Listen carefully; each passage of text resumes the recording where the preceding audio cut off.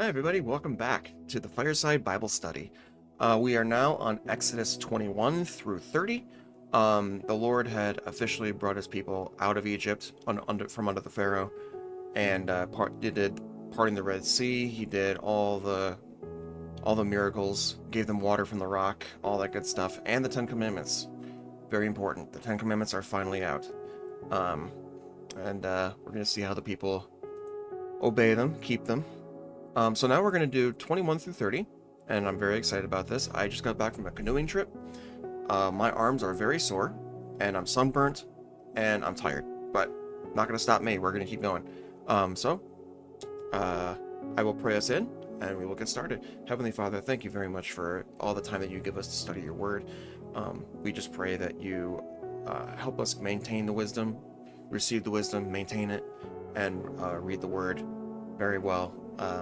I just pray that you continue to bless us and give us everything that we need, and help us to glorify you in every way we can. Amen. Ordinances for the people, 21. This is after the Ten Commandments are given. Now these are the ordinances which you are to set before them. If you buy a Hebrew slave, he shall serve for 6 years, but on the 7th, he shall leave as a free man without a payment to you. If he comes alone, he shall leave alone, if he is the husband of a wife, and his wife shall leave with him. If his master gives him a wife, and she bears him sons or daughters, the wife and her children shall belong to their master, and he shall leave alone. But if the slave plainly says, I love my master, my wife, and my children, I will not leave as a free man, then his master shall bring him to God, and he shall bring him to the door or the doorpost, and his master shall pierce his ear with an awl. What's an awl? And he shall serve him permanently. Now, if a man sells his daughter as a female slave, she is not to go free as the male slaves do. If she is displeasing in the eyes of her master, who designated her for himself, then he shall let her be redeemed. He does not have authority to sell her to foreign people because of his unfairness to her. And if he designates her for his son, he shall deal with her accordingly to the custom of daughters. If he takes to himself another woman, he may not reduce her food, her clothing, or her conjugal rights. But if he will not do these things for her, then she shall go free for nothing, without payment of money. Personal injuries. He who strikes someone so that he dies shall certainly be put to death. Yet if he did not lie in wait for him, but God caused him to fall into his hand, then I will appoint you a place to which he may flee. If, however, someone is enraged against his neighbor, so as to kill him in a cunning way, you are to take him even from my altar to be put to death. And one who strikes his father or his mother shall certainly be put to death. Now, one who kidnaps someone, whether he sells him or is found in his possession, shall certainly be put to death. And one who curses his father or mother shall certainly be put to death. Now, if people have a quarrel, and one strikes another with a stone or a fist, and he does not die but is confined to bed, if he gets up and walks around outside on his staff, then he who struck him shall go unpunished. He shall only pay for his loss of time, and shall pay for his care until he is completely healed. And if someone strikes a male or female slave with a rod, and the slave dies at his hand, he shall be punished. If, however, the slave survives a day or two, no vengeance shall be taken, for the slave is his property. Now, if people struggle with each other and strike a pregnant woman, so that she gives birth prematurely, but there is no injury, the guilty person shall certainly be fined, as the woman's husband may demand of him, and he shall pay as the judges decide. But if there is any further injury, then you shall appoint as a penalty life for life, eye for an eye, tooth for a tooth, hand for hand, foot for foot, burn for burn, wound for wound, bruise for bruise. And if someone strikes the eye of his male or female slave and destroys it, he shall let the slave go free on account of the eye. And if he knocks out a tooth of his male or female slave, he shall let the slave go free on account of the tooth. Now if an ox gores a man or woman to death, the ox shall certainly be stoned, and its flesh shall not be eaten. But the owner of the ox shall go unpunished. If, however, the ox was previously in the habit of goring, and its owner has been warned, yet he does not confine it, and it kills a man or woman, the ox shall be stoned, and the owner shall be put to death. If a ransom is demanded of him, then he shall give for redemption of his life whatever is demanded of him. Whether it gores a son or a daughter, it shall be done to him in according to the same rule. If the ox gores a male or female slave, the owner shall give his or her master 30 shekels of silver, and the ox shall be stoned. Property rights. Now, if someone opens up a pit or digs a pit or does not cover it, and an ox or donkey falls into it, the owner of the pit shall make restitution. He shall give money to the owner, and the dead animal shall become his. If someone's ox injures another ox so that it dies, then they shall sell the live ox and divide its proceeds equally. And they shall also divide the dead ox. Or if it is known that the ox was previously in the habit of goring, yet its owner has not confined it, he must make restitution of an ox for an ox, and the dead animal shall become his. 22. If someone steals an ox or a sheep, and slaughters it and sells it, he shall pay 5 oxen for the ox and 4 sheep for the sheep. If the thief is caught while breaking in and is struck so he dies, there will be no guilt for bloodshed on his account. If the sun is risen on him, there will be guilt for bloodshed on his account. A thief shall certainly make restitution. If he owns nothing, then he shall be sold for his theft. And if what he stole is actually found alive in his possession, whether an ox or a donkey or a sheep, he will pay double. If someone lets a field or a vineyard be grazed bare, and lets his animal loose so that it grazes in another person's field, he shall make restitution from the best of his own field and the best of his own vineyard. If a fire breaks out and spreads to thorn bushes, and the stacked grain or standing grain or the field itself is consumed, the one who started the fire must make restitution. If someone gives his neighbor money or goods to keep for him and is stolen from the neighbor's house, if the thief is caught, then the thief shall pay double. If the thief is not caught, then the owner of the house shall appear before the judges to determine whether he laid his hands on his neighbor's property. For every breach of trust, whether it's for ox, donkey, sheep, clothing, or for any lost thing about which the one says, this is it. In the case of both parties shall come before the judges. He whom the judges condemn shall pay double to his neighbor. If someone gives a neighbor a donkey, an ox, a sheep, or any animal to keep for him, and it dies or is injured or is driven away while no one is looking, an oath before the Lord shall be taken by 2 of them, that he has not laid a hand on his neighbor's property, and its owner shall keep it, and he shall not be compelled to make this restitution. But if it is actually stolen from him, he shall make restitution to his owner, and if all is torn to pieces, have him bring it as evidence. He shall not be compelled to make restitution for what has been torn to pieces. And if someone borrows an animal from his neighbor, and is injured or dies, or while its owner is not with it, he shall make full restitution.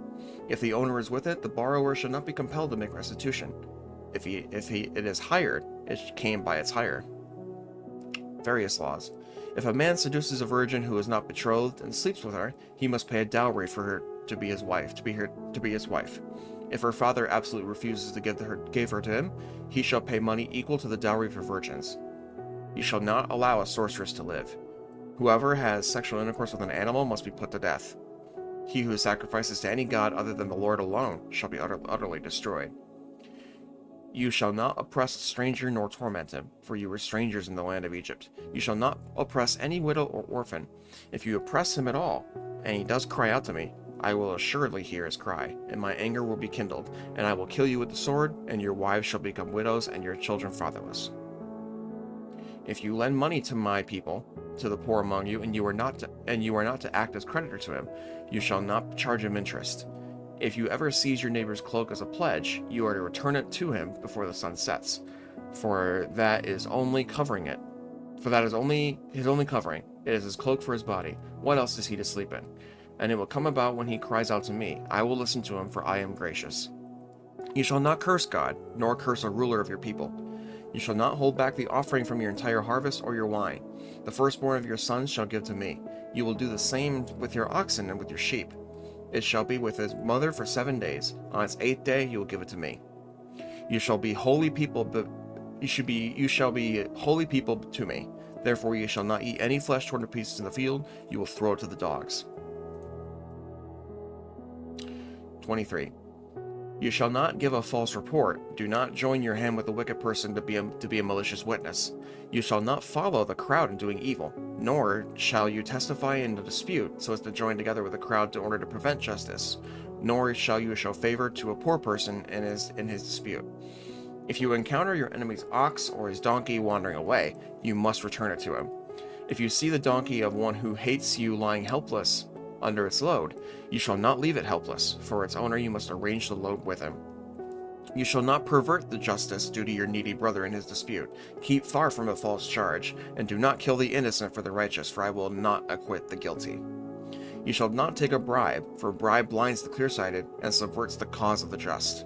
You shall not oppress a stranger, since you yourselves know the feelings of a stranger. You are also strangers in the land of Egypt. The Sabbath and the land. Now you shall sow your land for 6 years and gather in its yield. But in the 7th year you will let it rest and lie uncultivated, so that the needy of your people may eat, and whatever they leave the animal of the field to eat. You are to do the same with your vineyard and your olive grove. For 6 days you are to do your work, but on the 7th day you shall cease from labor, so that your ox and your donkey may rest, and the son of your female slave.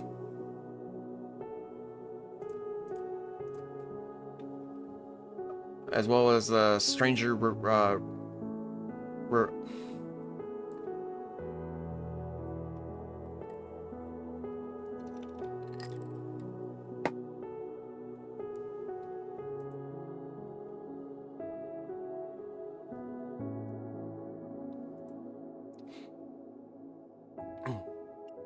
For 6 days you are to do the work.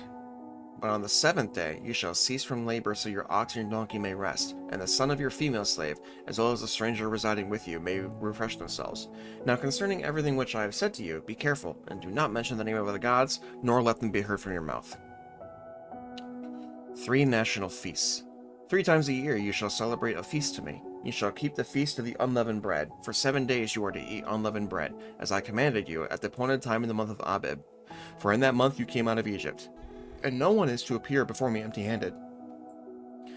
Also, you shall keep the feast of the harvest of its first fruits of your labors from what you sow in the field. Also in the feast of the ingathering at the end of the year, when you gather the fruit of your labors from the field. 3 times a year your male shall appear before the Lord God. You shall not offer the blood of my sacrifice with unleavened bread, nor is the fat of my feast to remain overnight and until morning. You shall bring the choice first fruits of your soil to the house of the Lord your God. You are not to boil a young goat in the milk of its mother. Conquest of the land. Behold, I am going to send an angel before you to guard you along the way, and bring you into the place which I have prepared. Be attentive to him, and obey his voice. Do not be rebellious toward him, for he will not pardon your rebellion, since my name is in him. But if you truly obey his voice and do all that I say, then I will be an enemy to your enemies and an adversary to your adversaries. For my angel will go before you and bring you to the land of Amorites, the Hittites, the Perizzites, the Canaanites, the Hivites, and the Jebusites, and I will completely destroy them. You shall not worship their gods, nor serve them, nor do according to their deeds, but you shall utterly overthrow them and break their memorial stones in pieces. And you shall serve the Lord your God, and he will bless your bread with water, and your water, and I will remove sickness from your midst. There will be no one miscarrying or unable to have children in your land. I will fulfill the number of your days. I will send my terror ahead of you, and throw into confusion all the people among you who have come, and I will make all your enemies turn their backs to you. I will send hornets ahead of you, so they will drive out the Hivites, the Canaanites, and the Hittites from you. I will not drive them out from you in a single year, so that the land will not become desolate, and the animals of the field become too numerous for you. I will drive them out little by little, until you become fruitful and take possession of the land. I will set your boundary from the Red Sea to the Sea of the Philistines, from the wilderness of the Euphrates River, for I will hand over the inhabitants of the land to you, and you will drive them out to you. You shall make no covenant with them, nor with their gods. They shall not live in your land, otherwise they will make you sin against me. For if you serve their gods, it is certainly a snare to you. People affirm their covenant with God. Then he said to Moses, Come up to the Lord, you and Aaron, Nadab and Abihu, the 70 of the elders of Israel. You shall worship at a distance. Moses alone shall approach the Lord, but they shall not approach, nor shall people come up with him. Then Moses came and reported to the people of the words of the Lord and all the ordinances. And all the people answered one voice and said, All the words which the Lord has spoken we will do. And Moses wrote down all the words of the Lord. Then he got up early and built an altar at the foot of the mountain, with 12 memorial stones for the 12 tribes of Israel. And he sent young men of his sons of Israel, and they offered burnt offerings and sacrificed bulls as peace offerings to the Lord. Moses took half of the blood and put it into basins, and the other half of the blood he sprinkled on the altar. Then he took the blood of the book of the covenant and read it as the people listened. And they said, "All that the Lord has spoken we will do, and we will be obedient." So Moses took the blood and sprinkled it on the people, and said, "Behold the blood of the covenant, which the Lord has made with you in accordance with all these words." Then Moses went up with Aaron, Nadab, and Abihu, and 70 elders of Israel, and they saw the God of Israel. Under his feet there appeared to be a pavement of sapphire, as clear as the sky itself. Yet he did not reach out with his hand against the nobles of the sons of Israel, and they saw God, and they ate and drank. Now the Lord said to Moses, "Come out to me on the mountain, and stay there. I will give you the stone tablets with the law and the commandments which I have got written for their instruction." So Moses got up along with Joshua his servant, and Moses went up to the mountain of God. But to the elders he said, "Wait here for us to return to you. And behold, Aaron and Hur are with you, and whoever has a legal matter, have him approach them." Then Moses went to the mountain, and the cloud covered the mountain. The glory of the Lord settled on Mount Sinai, and the cloud covered it for 6 days. On the 7th day he called to Moses from the midst of the cloud, and to the eyes of the sons of Israel, the appearance of the glory of the Lord was like a consuming fire on the mountaintop. Then Moses entered the midst of the cloud as he went up to the mountain, and Moses was on the mountain for 40 days, 40 nights. Offerings for the sanctuary, 25.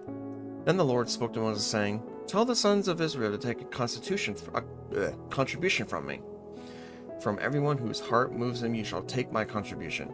This is the contribution which you are to take from them: gold, silver, and bronze, violet, purple, and scarlet material, fine linen, goat hair, ram skins dyed red, fine leather, acacia wood, oil for the lighting, balsam oil for the anointing oil and for the fragrant incense, onyx stones and setting stones for the ephod and for the breastpiece. Have them construct a sanctuary for me, so I may dwell among them. According to all that I'm going to show you is the pattern of the tabernacle and the pattern of all its furniture, so you shall construct it." Ark of the Covenant. Now they shall construct an ark of acacia wood, 2.5 cubits long, 1.5 cubits wide, and 1.5 cubits high. I don't know what a cubit is. We're gonna have to look that up. You shall overlay it with pure gold. Inside and out you shall overlay it, and you shall make a gold molding around it. You shall cast 4 rings on it and fasten them on its 4 feet. 2 rings shall be on one side of it and 2 rings on the other. And you shall make poles of acacia wood and overlay them with gold. You shall put the poles on the rings on the sides of the ark to carry the ark with them. The poles shall remain on the rings of the ark. They shall not be removed from it. You shall put the ark on into the ark the testimony that I will give you. And you shall make an atoning cover of pure gold, 2.5 cubits long and 1.5 cubits wide. You shall make 2 cherubim of gold, and make them hammered work, the 2 ends of the atoning cover. Make 1 cherub at the end, 1 cherub at the other end. You shall make the cherubim of 1 piece, with the atoning cover at its 2 ends. And the cherubim shall have their wings spread upward, covering for the atoning cover with their wings and facing one another. The faces of the cherubim are to be turned toward the atoning cover. You shall put the atoning cover on top of the ark, and in the ark you shall put the testimony from which I will give to you. There I will meet with you, and from above the atoning cover, between the 2 cherubim which are upon the ark of the testimony, I will speak to you about every commandment that I will give you for the sons of Israel. Okay, so I googled what this might look like, and right here, I think this is kind of what it's describing. You can see the wings at the top, and the I guess those are the cherubims. And then the poles of acacia wood are on the sides, as you can see. So I think this is exactly what it would look like. Bread of the presence. You shall make a table of acacia wood, 2 cubits long and 1 cubit wide, and 1.5 cubits high. You shall overlay with pure gold and make a gold border around it. And you shall make for it a rim of the hand width around it. And you shall make a gold border for the rim around it. You shall also make 4 gold rings and put the rings on the 4 corners of which are on its 4 legs. The rings shall be close to the rim, as holders for the poles that carry the table. And you shall make the poles of acacia wood and overlay them with gold, so that with them the table may be carried. You shall also make its dishes, its pans, its jars, its libation bowls, with which to pour drink offerings. You shall make them of pure gold. And you shall set the bread of the presence on the table before me continually. Boy, the Lord loves gold, doesn't he? The golden lampstand. Then you shall make a lampstand of pure gold. The lampstand and its base and its shaft are to be made of hammered work. Its cups, its bulbs, and its flowers shall be of one piece with it. 6 branches shall go out from its sides, 3 branches from the lampstand from its one side, and 3 branches from the other. 3 cups shall be shaped like almond blossoms on one branch, a bulb and a flower, and 3 cups to be shaped like almond blossoms on the other branch. Keep doing that. A bulb and a flower, the same for 6 branches going out from the lampstand, and on the lampstand, 4 cups shaped like almond blossoms, its bulbs and its flowers. A bulb shall be under the first pair of branches coming out of it, and a bulb from the second pair of branches coming out of it, and a bulb under the third pair of branches coming out of it, for the 6 branches coming out of the lampstand. Their bulbs and their branches shall be of one piece with it, and it shall be one piece of hammered work of pure gold. Then you shall make its lamps 7 in number, and they shall mount its lamps so as to shed light on the space in front of it. Its tongs and its trays shall be of pure gold, and it shall be made from a talent of pure gold, all these utensils. See that you make them by the pattern for them, which was shown to you on the mountain. Curtains of linen. Moreover, you shall make the tabernacle with 10 curtains of fine twisted linen, and violet, purple, and scarlet material. You shall make them with the cherubim, the work of a skilled embroiderer.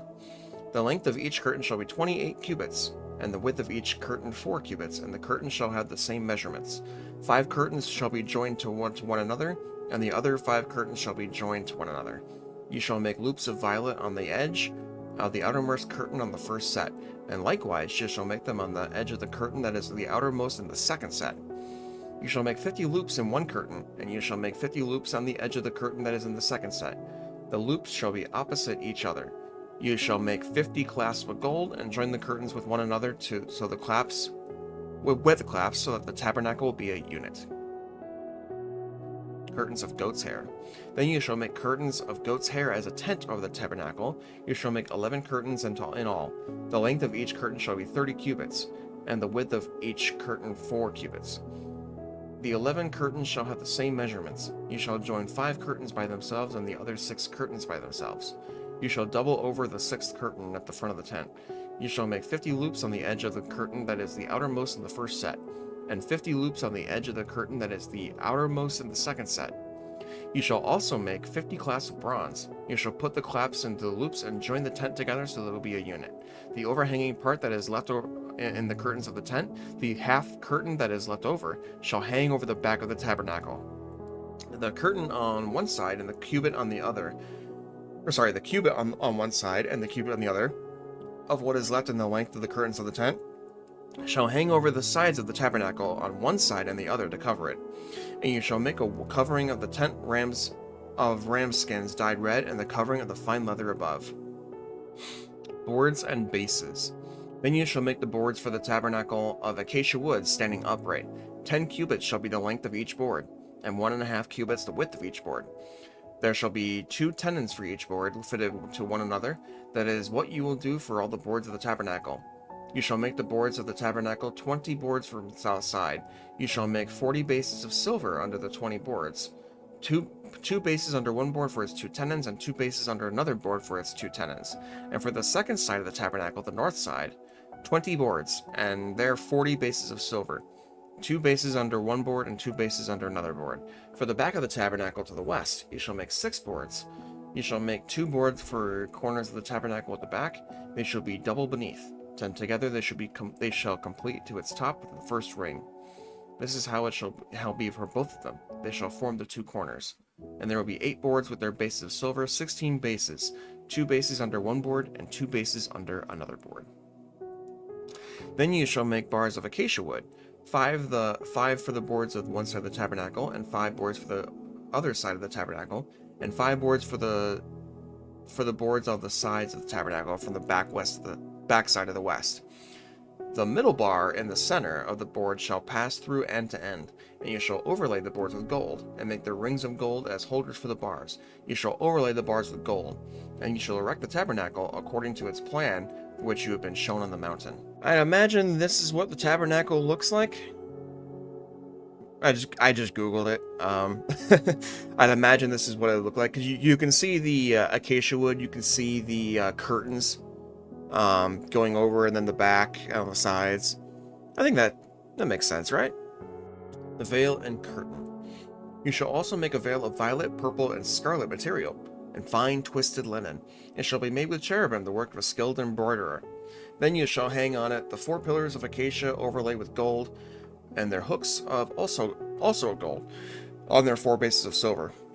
You shall hang up the veil under the clasps and bring in the ark of the testimony there within the veil, and the veil shall serve as a partition for you between the holy place and the most holy place.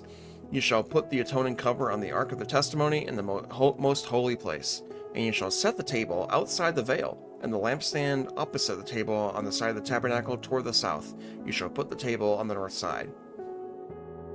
Boy, these guys must have to have a seriously good sense of direction with all this, huh? For me, I don't know. I'm not good at knowing north, south, east, and west.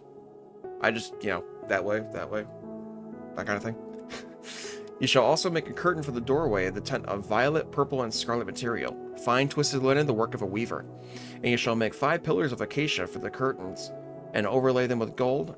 There are hooks also of gold, and you shall cast 5 bases of bronze for them. This tabernacle's gotta look nice, huh?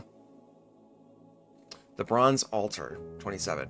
Now you shall make the altar of acacia wood, 5 cubits long and 5 cubits wide. The altar shall be square, and its height shall be 3 cubits.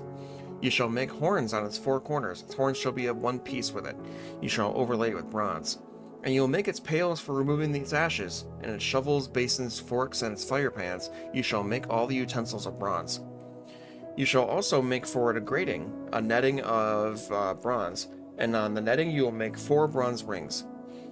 At its 4 corners you shall put it under the ledge of the altar, so that the netting will reach halfway up the altar. You shall also make carrying poles for the altar, poles of acacia wood, and overlay them with bronze. Its poles shall be inserted into the rings, so that the poles shall be on the 2 sides of the altar when it is carried. You shall make it hollow with planks, as it was shown for you on the mountain, so they shall make it. Courtyard of the tabernacle.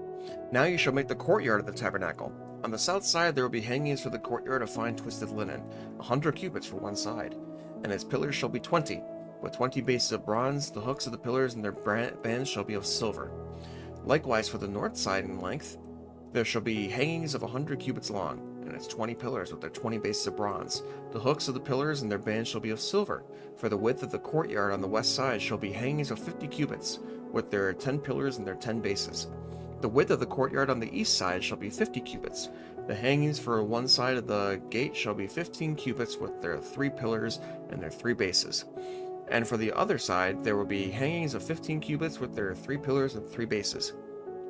And for the gate of the courtyard there shall be a curtain of 20 cubits, of violet, purple, and scarlet material, and fine twisted linen, the work of a weaver, with their 4 pillars and their 4 bases. All the pillars around the courtyard shall be joined together with silver, with their hooks of silver and their bases of bronze. The length of the courtyard shall be 100 cubits, and the width of the 50 throughout, and the height 5 cubits of fine twisted linen, and their bases of bronze. All of the utensils of the tabernacle used in this service, all of its pegs, all the pegs of the courtyard shall be of bronze. And you shall command the sons of Israel that they bring you clear oil of beaten olives to the light, to make a lamp burn continually. In the tent of meeting, outside the veil which before there is testimony, Aaron and his sons shall keep it in order from evening till morning before the Lord. It shall be a permanent statute throughout their generations for the sons of Israel. It's got to be some tabernacle, huh? Garments for the priests. 28. Then bring forward to yourself your brother Aaron and his sons with him, from among the sons of Israel, to serve as a priest to me, Aaron, Nadab, and Abihu, Eleazar and Ithamar, Aaron's sons. And you shall make holy garments for Aaron your brother, for glory and for beauty. You shall speak to all the skillful people whom I have endowed with the spirit of wisdom, that they make Aaron's garments to consecrate him, and that he may serve as a priest to me. And these are the garments which they shall make: a breastpiece, an ephod, a robe, a tunic of checkered work, a turban, and a sash. They shall make the holy garments for your brother Aaron and his sons, so they may serve as a priest to me. And you shall take the gold, the violet, the purple, scarlet material, and the fine linen. They shall also make the ephod of gold, of violet, purple, and scarlet material, fine twisted linen, the work of a skilled embroiderer. It shall have 2 shoulder pieces joined to its 2 ends, so that it may be joined. The skillfully woven band of its overlay, which is on it, shall be like its workmanship. Of the same material, gold, violet, purple, and scarlet material, and fine twisted linen. And you shall take 2 onyx stones and engrave them the names of the sons of Israel. 6 of the names on one stone, 6 of them on the remaining 6 on the other stone, according to their birth. As a jeweler engraves a signet, you shall engrave the 2 stones according to the names of the sons of Israel. You shall set them in filigree, settings of gold. I don't know what that means. And you shall put the 2 stones on the shoulder pieces of the ephod as stones of memorial for the sons of Israel. And Aaron shall carry their names before the Lord on his 2 shoulders as a memorial. And you shall make filigree settings of gold, and 2 chains of pure gold. And you will make them of twisted cord work, and you shall put the corded chains on the filigree settings. So I guess filigree is like some kind of like intricate metalwork, kind of like a little like woven design with metal. It's really cool, actually, if you want to look that up. You shall make a breastpiece of judgment, the work of a skilled embroiderer, like the work of the ephod you shall make of it. Gold, of violet, purple, and scarlet material, the fine twisted linen you shall make it. It shall be square and folded double, a span in length and a span in width. And you shall mount on it 4 rows of stones. The first row shall be a row of ruby, topaz, and emerald, and the second row a turquoise, sapphire, and a diamond. Where are they finding these rocks? The Lord provides. And the third row a jacinth, an agate, and an amethyst. And the fourth row a beryl and an onyx, a jasper, and they shall be set in gold filigree. Boy, the Lord's given them all these stones, man. It's gotta look nice. The stones shall be engraved according to the names of the sons of Israel, 12 according to their names. They shall be like the engravings of a signet, each according to his name for the 12 tribes. You shall also make the breastpiece twisted chains of cord work in pure gold. And you shall make on the breastpiece 2 rings of gold, and he shall put the 2 rings on 2 ends of the breastpiece. You shall put the 2 cords of gold on the 2 rings at the ends of the breastpiece. You shall put the other 2 ends on the 2 cords of the 2 filigree settings, and put them on the shoulder piece of the ephod at the front of it. And you shall make 2 rings of gold and place them on 2 ends of the breastpiece on the edge of it, which is toward the inner side of the ephod. Then you shall make 2 rings of gold and put them on the bottom of the 2 shoulder pieces of the ephod on the front of it, close to the place where it's joined, above the skillfully woven band of the ephod. 28. And they shall bind the breastpiece by its rings to the ephod of the ephod with a violet cord, so it will only be on the skillfully woven band of the ephod, so that the breastpiece will not come loose from the ephod. 29. So Aaron shall carry the names of the sons of Israel in the breastpiece of judgment over his heart when he enters the holy place, as a memorial before the Lord continually. And you shall put in the breastpiece of judgment in the Urim and the Thummim, and they shall be over Aaron's heart when he goes in before the Lord. And Aaron shall carry the judgment of the sons of Israel over his heart before the Lord continually. You shall make the robe of the ephod of all violet.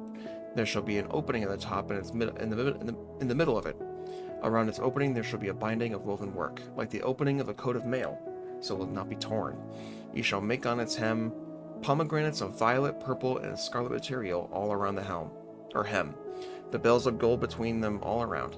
A golden bell and a pomegranate, all around the hem of the robe. It shall be on Aaron when he ministers, and its sound shall be heard when he enters and leaves the holy place before the Lord, so he will not die.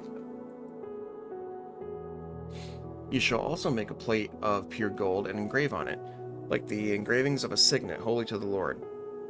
You shall fasten it on a violet cord, and it shall be on the turban. It will be at the front of the turban.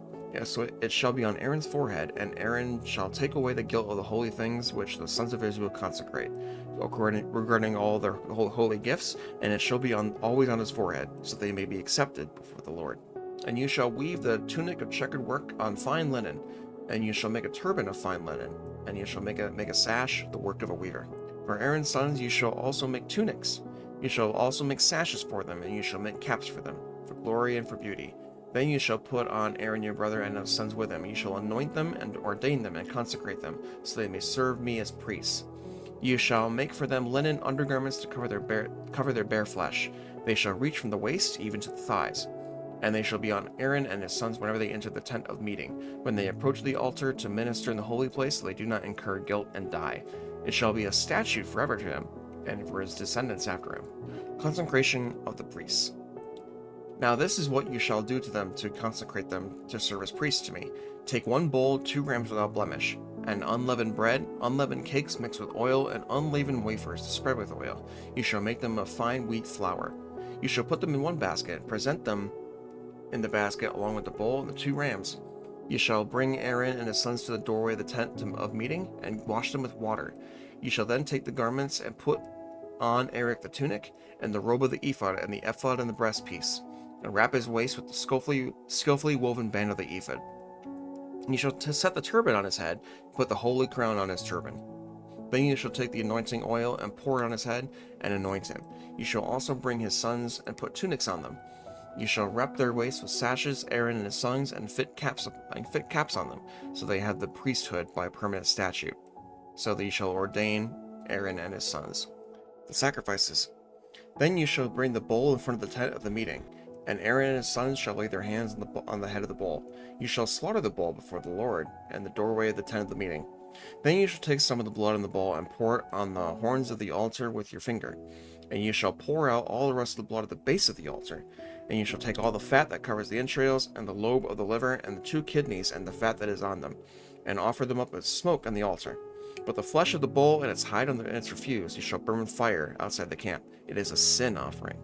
You shall also take the 1 ram, and Aaron on it and his sons shall lay their hands on the head of the ram. And you shall slaughter the ram, and take its blood, and sprinkle it around the altar. Then you shall cut the lamb into its pieces, and wash its entrails and its legs, and put them with the pieces on its head. You shall offer up in smoke the whole ram on the altar. It is a burnt offering to the Lord. It is a soothing aroma, an offering by fire to the Lord. Then you shall take the other ram. Aaron and his sons lay their hands on the head of the ram, and you shall slaughter the ram, take some of its blood, and put it on the lobe of Aaron's right ear, and on the lobes of his sons' right ears, and on the thumbs of their right hands, and on the big toes of their right feet. Sprinkle the rest of the blood around on the altar. Then you shall take some of the blood that is on the altar and some of the anointing oil, sprinkle it on Aaron's head and his garments, and on his sons, and on his sons' garments with him, so that he and his garments shall be consecrated, as well as his sons and his sons' garments with him. Holy moly, it's a lot of blood. Then you shall take the fat from the ram and the fat tail, and the fat tail, and the fat that covers the entrails, and on the lobe of the liver, and the 2 kidneys, and the fat that is on them, and on the right thigh, for it is the ram of ordination. And 1 loaf of bread, and 1 cake of bread mixed with oil, 1 wafer from the basket of unleavened bread which is set before the Lord. And you shall put all these in the hands of Aaron and in the hands of his sons, and shall wave them as a wave offering to the Lord. Then you shall take them from their hands, offer them up in smoke on the altar on the burnt offering for a soothing aroma before the Lord. It is an offering by fire to the Lord. Then you shall take the breast of Aaron's ram of ordination, and wave it as a wave offering before the Lord, and it shall be your portion. You shall consecrate the breast of the wave offering, and the thigh of the contribution which has waved, and which was offered from the ram of ordination, from the one which was for Aaron, and from the one which was for his sons. It shall be for Aaron and his sons as their portion forever from the sons of Israel. It is a contribution. It shall be a contribution from the sons of Israel, from the sacrifices of their peace offerings, their contribution to the Lord. Their holy garments of Aaron shall be for his sons after him, so they may be anointed and ordained in them. For 7 days, the one of his sons who is priest. Try that again. The holy garments of Aaron shall be for his sons after him, so that they may be anointed and ordained in them. For 7 days, the one of his sons who is priest in his place shall be put them on when he enters the tent of meeting to minister in the holy place. Food of the priests. Now you shall take the ram of ordination and boil its flesh in the holy place. Then Aaron and his sons shall eat the flesh of the ram and the bread that is in the basket at the doorway of the tent of meeting. So they shall eat those things by which atonement was made, and their ordination and consecration, but a layman shall not eat them, because they are holy. And if any of the flesh of ordination or any of the bread remains till morning, you shall burn the remainder with fire. It shall not be eaten, because it is holy. So you shall do for Aaron and his sons, according to all I have commanded you, and you shall ordain them for 7 days. Each day you shall offer a bull as sin for atonement, and you shall purify the altar when you make atonement for it, and you shall anoint it and consecrate it. For 7 days you shall make atonement for the altar and consecrate it, and then the altar shall be most holy, and whatever touches the altar shall be holy. Now this is what you shall offer in the altar: 2 one-year lambs each day, continuously. The one lamb you shall offer in the morning, and the other lamb you shall offer at twilight. There shall be a tenth of an ephah of fine flour mixed with a fourth of hin of beaten oil, and a fourth of a hin of wine for drink offering with the lamb. The other lamb you shall offer at twilight, and shall offer with the same grain offering and the same drink offering as the morning, for a soothing aroma and offering by fire to the Lord. It shall be a continual burnt offering throughout your generations at the doorway of the tent of meeting before the Lord, where I will meet with you to speak with you there. I will meet there with the sons of Israel, and it shall be consecrated by my glory. I will consecrate Aaron and his sons to serve as priests to me, and I will dwell among the sons of Israel, and I will be their God. And they shall know that I am the Lord their God, who brought them out of the land of Egypt, so I may dwell among them. I am the Lord their God. The altar of incense, but that's where we're going to stop. So we did a little bit less in this episode because I did one extra chapter in the last one because of the Ten Commandments. Got to make sure we read that. I just really wanted to read it then, so you know. But anyway, the Lord has given some very interesting instructions for Aaron and Moses with this tabernacle. Lots of offerings, lots of very specific design choices. I'm not sure what the meaning of all the gold and stuff is. I guess it's just what the Lord wanted. The whole purpose was to make the tabernacle and the altar holy. So I guess the Lord just wanted the best of the best, right? And he shall always have the best of the best. But yeah, so that's where we're at right now. Looking forward to reading some more, but we'll do that on the next one. Thanks guys for watching. Hope you're enjoying. We'll see you for the next 10 chapters. Bye bye.